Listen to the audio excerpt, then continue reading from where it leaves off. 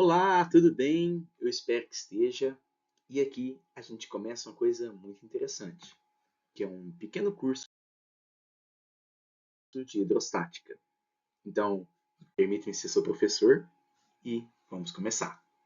Antes da gente começar a entrar realmente na hidrostática, a gente precisa entender então uma introdução. Bom, quando a gente trabalha com a hidrostática, né, a gente vai hoje nessa aula aprender o que é um fluido, a densidade volumétrica e a massa específica, pressão e unidade de medida de pressão. Tudo isso é uma preparação para a gente começar a entrar em hidrostática de uma forma mais ampla. Então, vamos começar com uma pergunta bem simples. O que é um fluido? Né? Para você que está aí assistindo, o que é um fluido? Aí você pode estar respondendo. Um fluido pode ser, por exemplo, a água. Ou talvez um fluido possa ser até mesmo é, um óleo de caminhão. Se você respondeu água, ou talvez mais específico, óleo de caminhão, você acertou. Mas será que é só isso mesmo? Será que são só coisas líquidas que são fluidos? Bom, a resposta é não. E olha aqui o exemplo. Exatamente um botijão de gás. Não é o botijão em si, que é o fluido, claro, mas o que está dentro dele, o gás. Então, sim, gases também são fluidos. Então, um fluido, ele de forma bem geral e bem ampla, são gases e líquidos.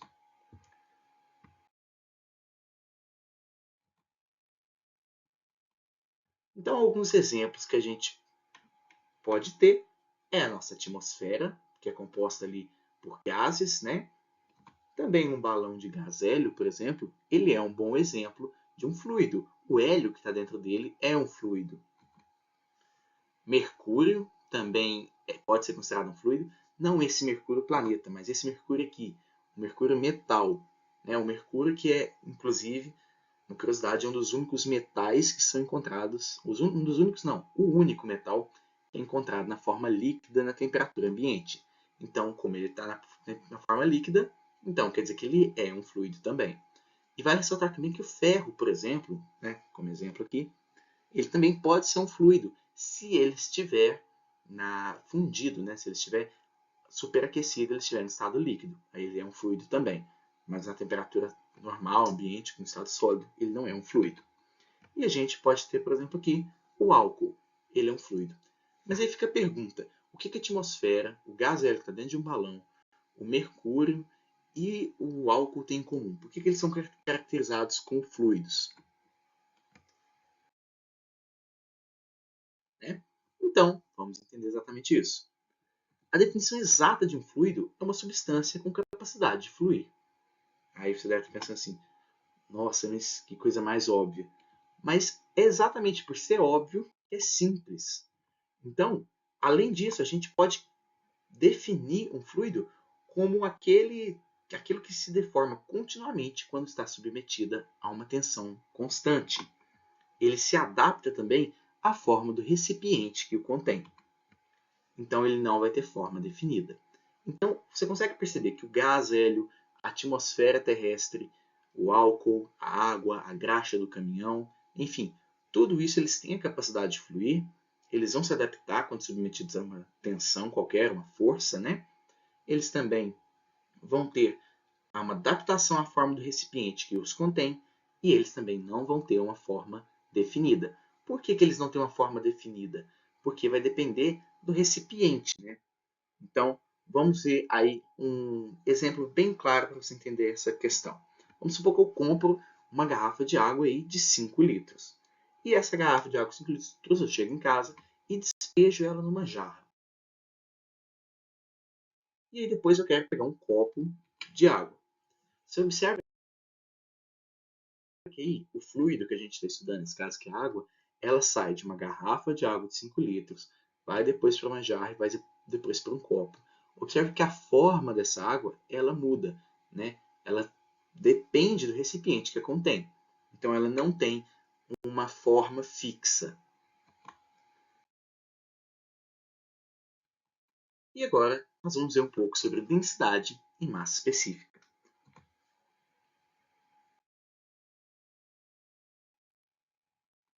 Então vamos imaginar aqui duas bolas, né? Essa bola de ferro que aparece aqui na sua tela e essa aqui, que é uma bola de algodão. E o que as duas têm em comum, né? Elas têm exato o mesmo volume, né? Não sei se dá para perceber, mas elas têm o mesmo tamanho ali. O que é volume? Basicamente é o espaço que elas ocupam, né? Que os corpos ocupam no ambiente. Então elas ocupam o mesmo espaço. Só que tem uma coisa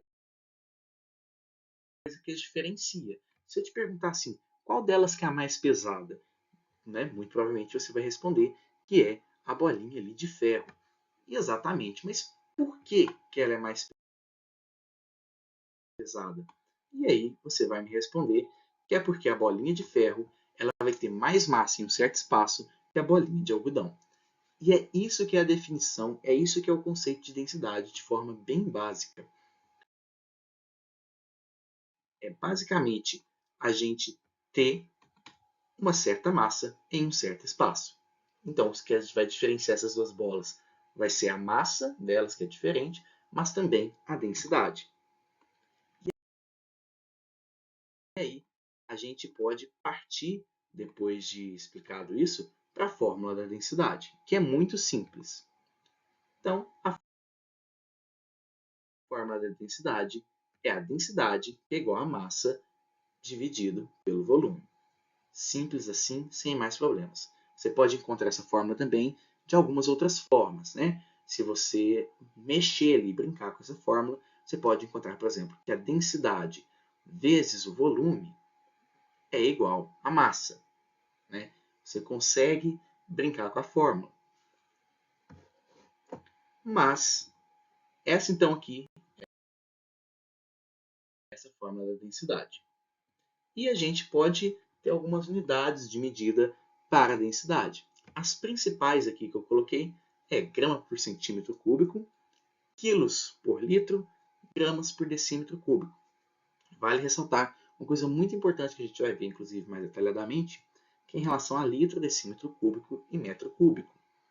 Um decímetro cúbico é a mesma coisa que um litro. Então, eu falar gramas por decímetro cúbico é a mesma coisa eu falar gramas por litro. Ok?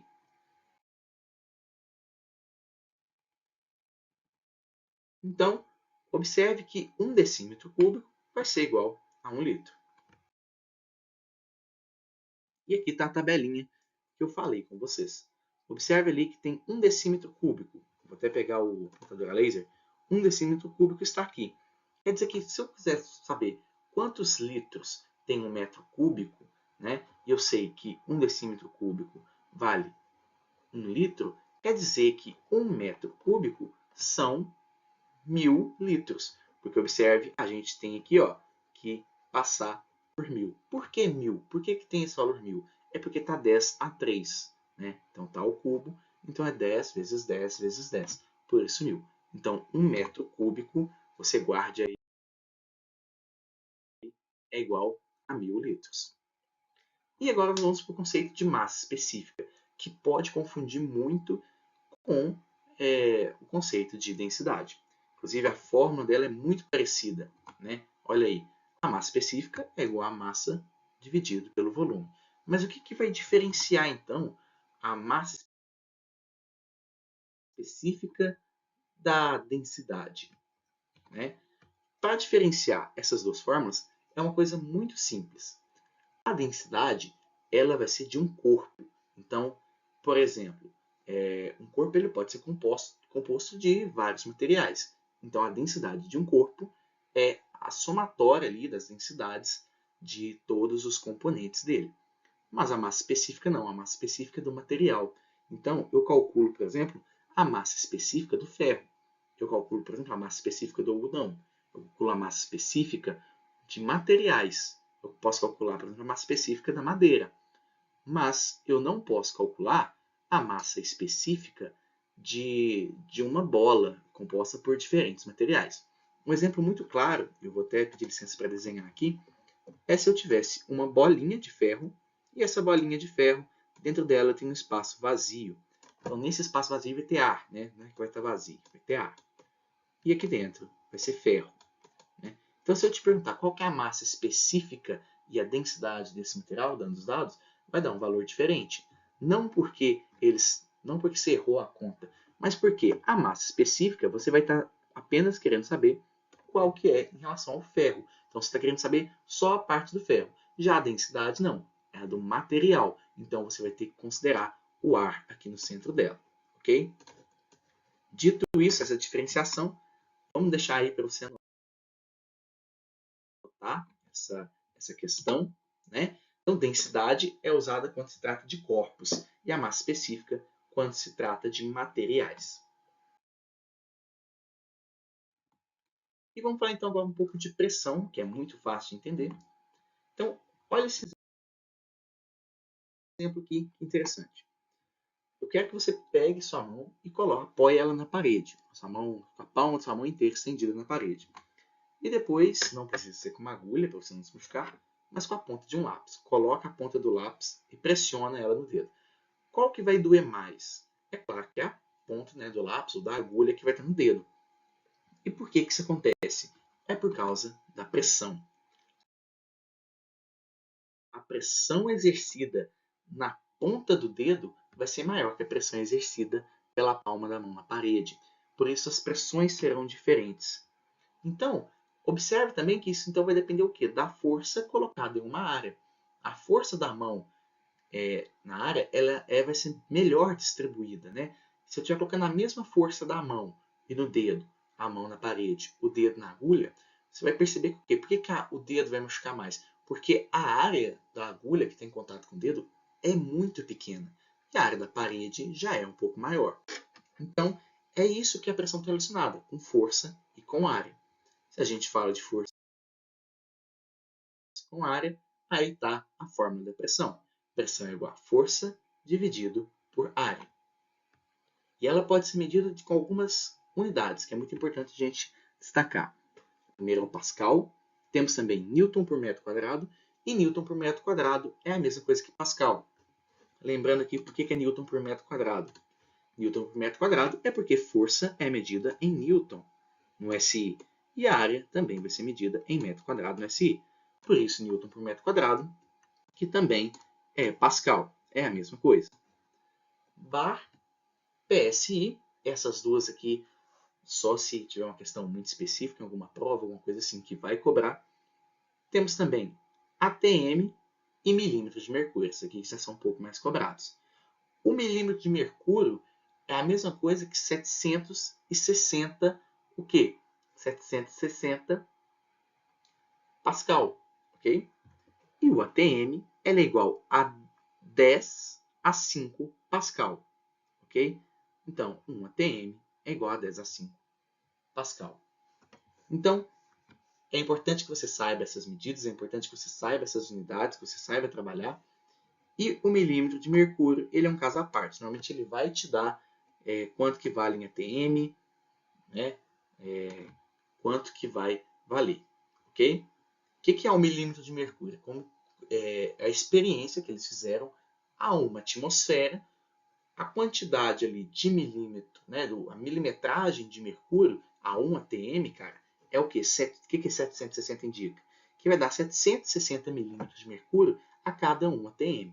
Então é isso que você tem que saber dessa transformação. Você consegue fazer, inclusive, uma regra de 3 a partir disso. Então, 760 milímetros de mercúrio está para 1 atm. Se eu quiser saber quanto, por exemplo, é 3 atms e meio, é só fazer uma regra de 3. E aí, chegou a hora das atividades, a parte mais esperada. Então, eu vou deixar as atividades um tempo, você pausa, tenta fazer, e a gente volta, não nesse vídeo, mas um vídeo separado, só para resolver as atividades com muita calma e tranquilidade. Então, eu vou passando as atividades, vai pausando, vai fazendo, que é muito importante para o seu desenvolvimento. Enquanto eu vou passando as atividades, eu já quero agradecer você por ter acompanhado a gente nesse vídeo. É muito importante que você volte para fazer as atividades, para ver a resolução das atividades, ver se você errou, ver se você acertou. E muita coisa que às vezes a gente coloca na atividade, a gente às vezes não explica no vídeo, explica na atividade. Então é importante que você retorne para ver as atividades. Então é isso. Muito obrigado por me acompanhar nesse trajeto e que a gente continue tendo excelentes aulas de hidrostática.